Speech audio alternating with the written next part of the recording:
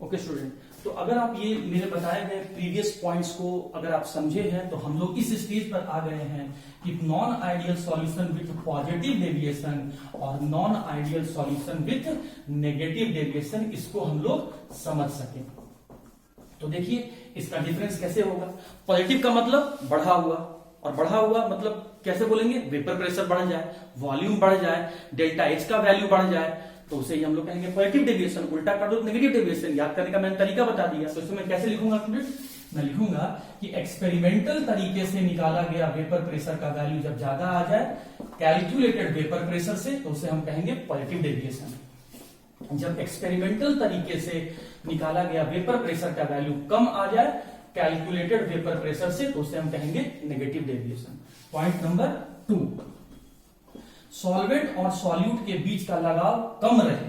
किसके तुलना में, सॉल्वेंट सॉल्वेंट के तुलना में या फिर सॉल्यूट सॉल्यूट की तुलना में। लेकिन यहां पर हम लोग क्या बोलेंगे, यहां पर स्टूडेंट हम लोग क्या बोलेंगे कि सॉल्वेंट और सॉल्यूट के बीच का लगाव ज्यादा रहे as compare to the solvent solvent और सॉल्यूट सॉल्यूट।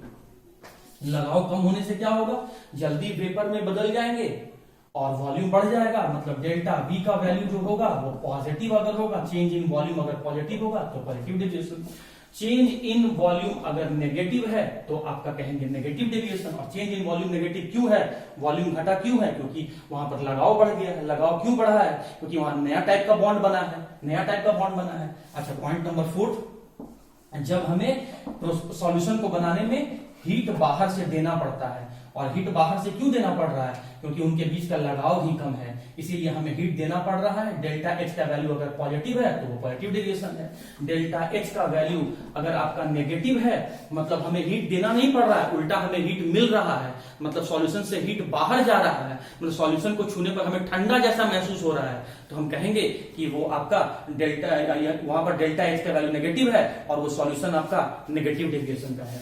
और इसमें अगर हम जोड़ना चाहेंगे तो क्या बोलेंगे, डेल्टा एच का वैल्यू पॉजिटिव है, मतलब प्रोसेस कैसा है, एंडोथर्मिक। सॉल्यूशन बनाने का प्रोसेस अगर एंडोथर्मिक नेचर का है तो हम कहेंगे कि पॉजिटिव डेविएशन है। सॉल्यूशन बनाने का नेचर अगर एक्सोथर्मिक है, सॉल्यूशन बनाने का प्रोसेस अगर एक्सोथर्मिक है तो वो नेगेटिव डेविएशन है। छठा पॉइंट क्या होगा, डिफरेंस क्या होगा, एग्जांपल ले लो।